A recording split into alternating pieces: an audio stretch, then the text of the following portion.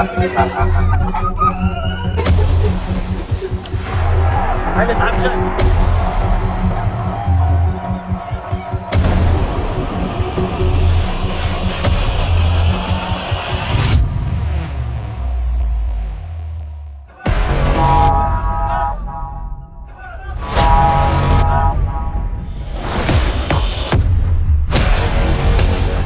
مستمعينا الكرام في أجواء طبيعية في حالة استثنائية.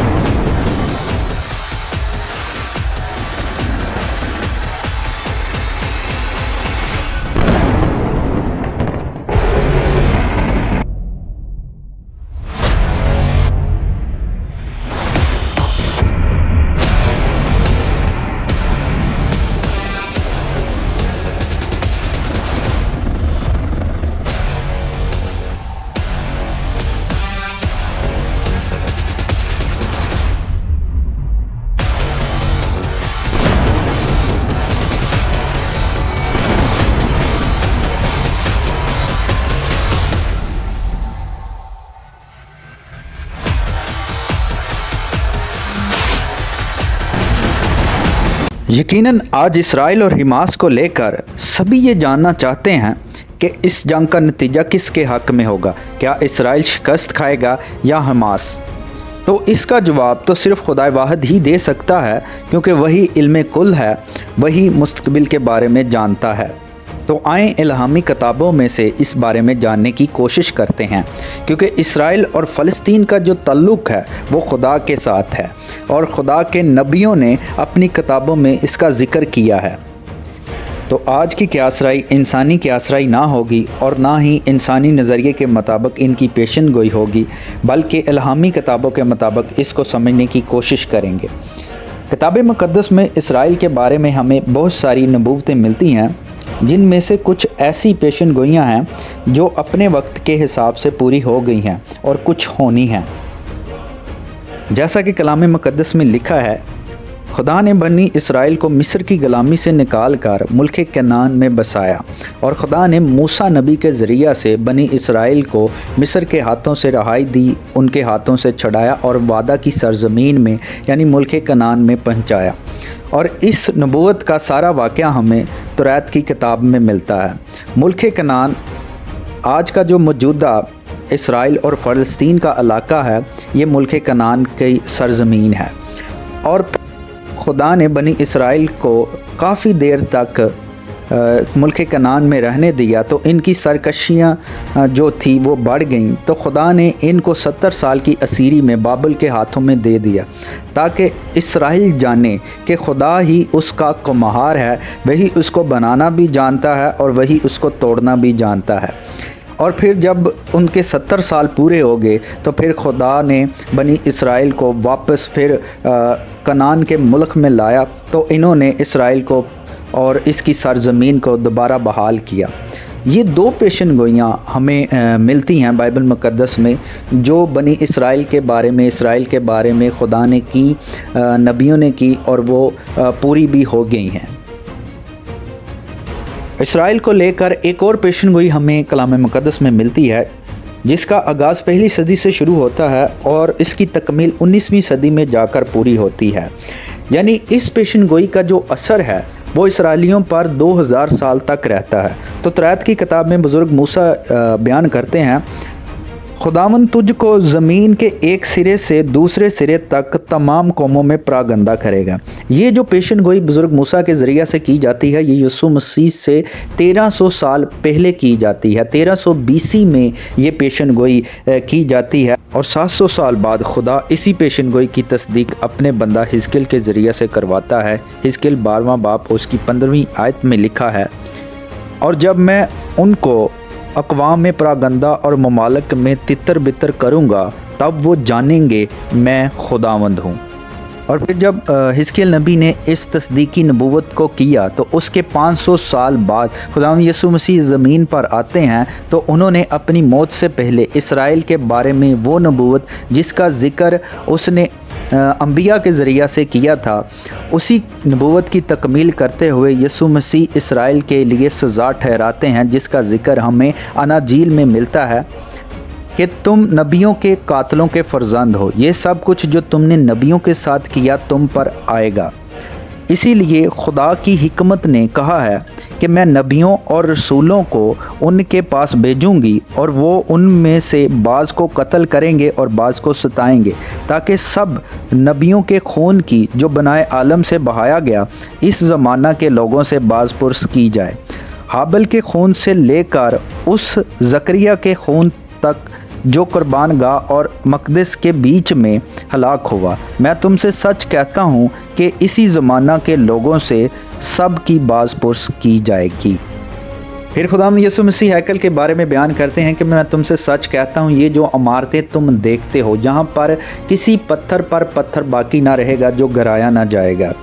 اور پھر جب خداوند یسوع مسیح مردوں میں سے زندہ ہو کر آسمان پر چلے گئے تو اس کے بعد 70 عیسوی میں یہ اسرائیل رومیوں کے ہاتھوں برباد ہو گیا اور یہ تمام قوموں میں پراگندہ ہو گئے، تتر بتر ہو گئے۔ تو یہ ہے نبوت کا پہلا حصہ۔ اب اس نبوت کے دوسرے حصے پر غور کرتے ہیں۔ اس کا ہرگز یہ مطلب نہیں کہ خدا ان کو سزا دے کر بھول گیا، بلکہ خدا فرماتا ہے اسرائیل میرا بیٹا بلکہ میرا پلوٹھا ہے۔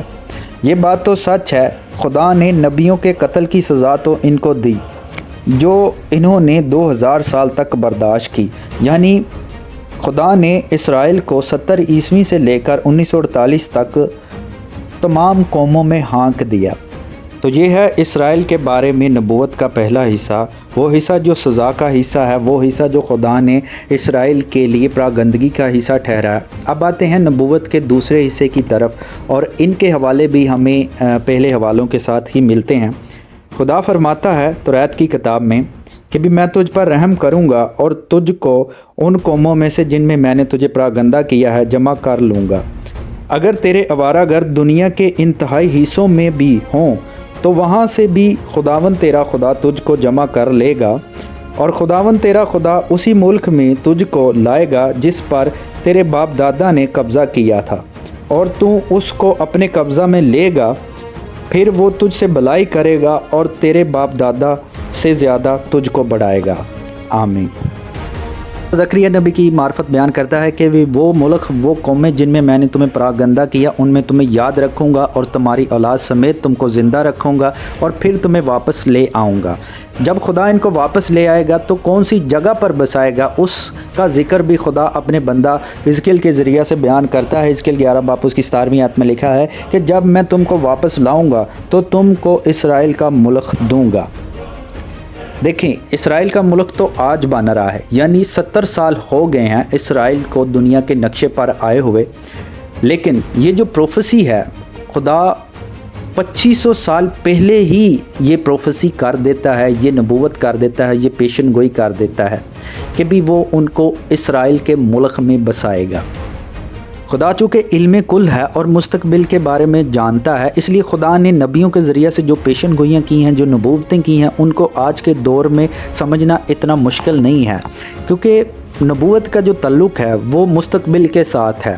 اس لیے آج کے دور کی جو بات ہے اگر 2500 سال پہلے کی جائے اس کو اس دور میں سمجھنا مشکل ہوگا، لیکن آج کے دور میں وہ آسانی سے سمجھی جا سکتی ہے۔ خدا یسایا نبی کی معرفت بیان کرتا ہے 11واں باب اس کی 12ویں آیت میں لکھا ہے، اور وہ قوموں کے لیے ایک جھنڈا کھڑا کرے گا اور ان اسرائیلیوں کو جو خارج کیے گئے ہوں جمع کرے گا، اور سب بنی یہودا کو جو پراگندہ ہو گئی زمین کی چاروں طرف سے فراہم کرے گا۔ آمین۔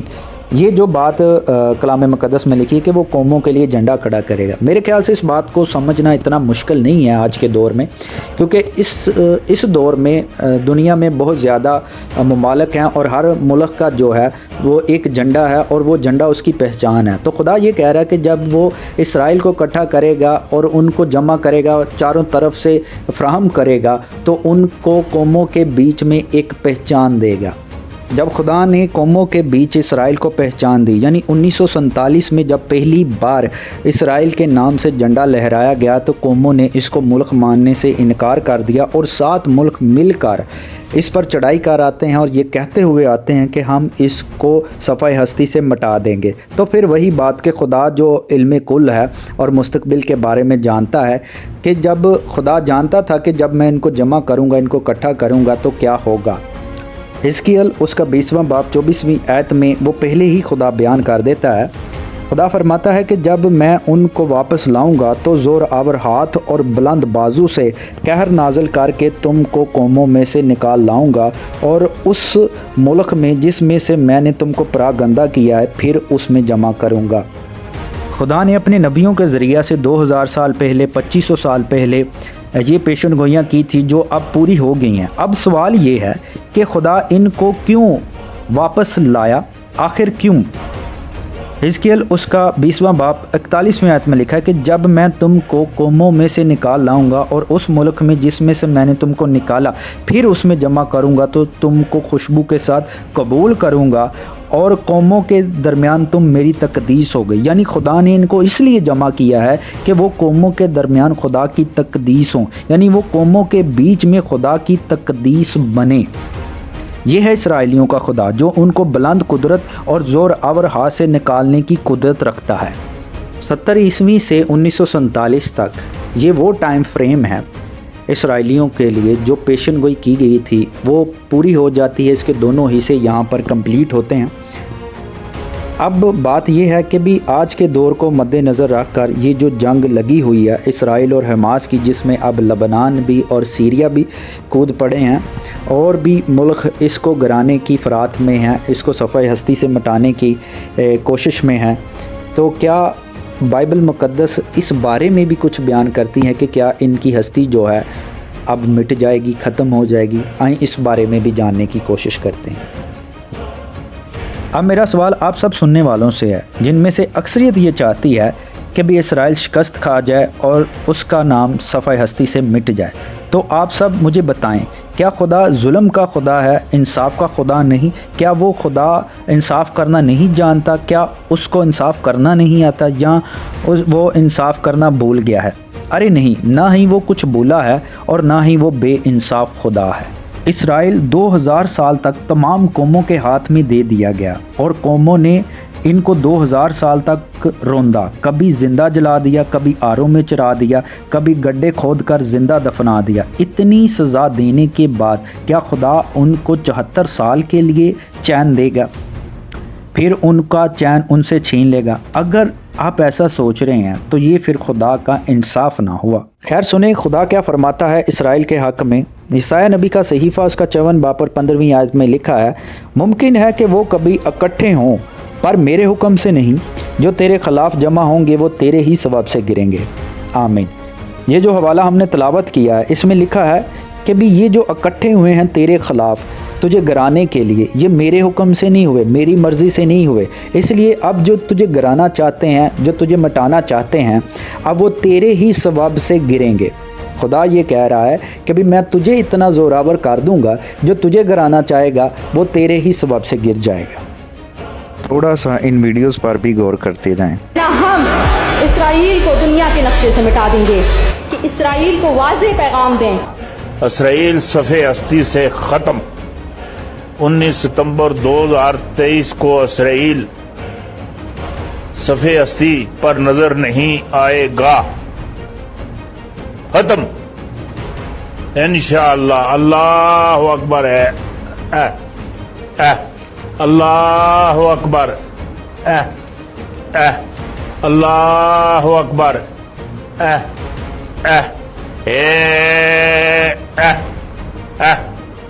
इसराइल खत्म, इसराइल खत्म, इसराइल खत्म। सफ़े हस्ती तो खत्म, सफ़े हस्ती तो खत्म।